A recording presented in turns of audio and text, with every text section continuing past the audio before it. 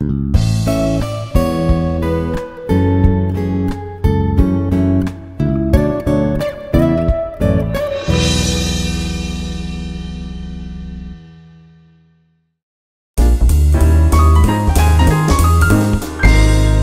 microbiote est représenté par l'ensemble des micro-organismes qui se retrouvent soit sur notre organisme, soit à l'intérieur. Et l'ensemble de ces micro-organismes vivants donc, sont appelés le microbiome.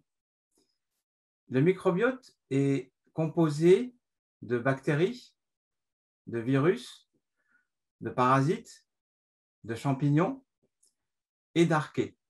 Les archées, ce sont des organismes unicellulaires. Pour le reste, ce sont des organismes, des micro-organismes que nous connaissons déjà.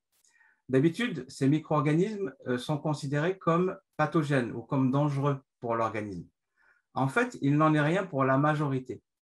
Pourquoi? Eh bien, parce que la majorité de ces micro-organismes vont nous aider et vont agir en symbiose avec nous.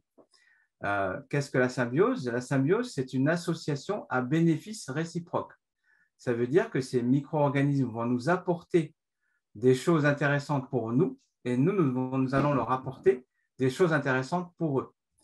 Alors, nous allons voir un petit peu plus tard quelles sont ces choses intéressantes. Alors, quand on parle de microbiote, en fait, il faudrait dire les microbiotes. Pourquoi? Eh bien, parce qu'il y en a 5 ou 6 différents sur et à l'intérieur de notre organisme. Le premier, c'est le microbiote bucco-pharyngé. Le deuxième, le microbiote intestinal. Alors, je dis le premier, le deuxième, le troisième, mais ce n'est pas par ordre d'importance.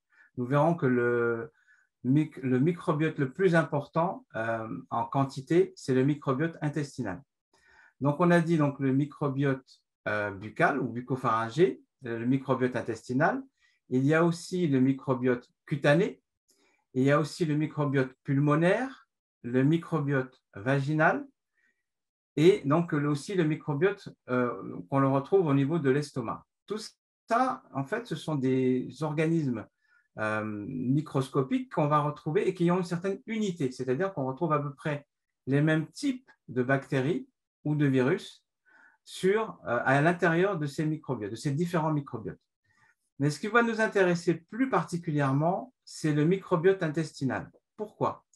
Eh bien, parce que c'est lui qui va être impliqué dans beaucoup donc, de phénomènes de santé. Notamment, il est impliqué dans tout ce qui est maladies dites de civilisation. Toutes les maladies qu'on découvre aujourd'hui de plus en plus malheureusement, que sont le diabète, l'hypertension, l'hypercholestérolémie, etc. Voire même aujourd'hui, on sait de façon certaine que le microbiote intestinal va jouer aussi au niveau de la cancérogénèse, malheureusement. Donc, avoir un bon microbiote, c'est avoir aussi une bonne santé. Donc, ce microbiote intestinal, je vous ai parlé tout à l'heure de virus, donc de champignons, de parasites, etc., et de bactéries.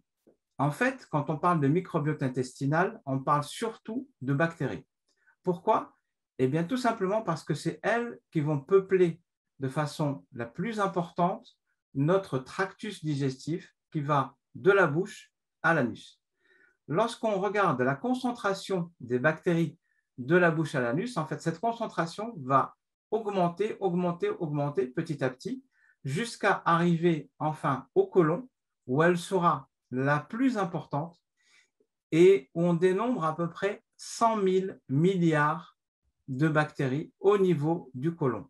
100 000 milliards, pour vous donner une idée, c'est plus que de cellules dans le corps humain. Le microbiote intestinal comporte à peu près au niveau du poids, il est considéré entre 1,5 kg et 2 kg. Ce qui veut dire qu'il est plus lourd que notre cerveau. D'ailleurs, j'en profite pour parler de ce qu'on appelle l'axe intestin-cerveau. Vous savez que notre intestin, via le microbiote intestinal, est relié au cerveau de façon permanente, notamment par le nerf vague, mais pas que. Il y a aussi par les hormones, par le sang, par la lymphe.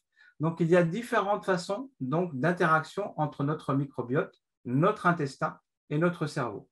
D'ailleurs, il faut dire que le microbiote intestinal est appelé deuxième cerveau. Pourquoi?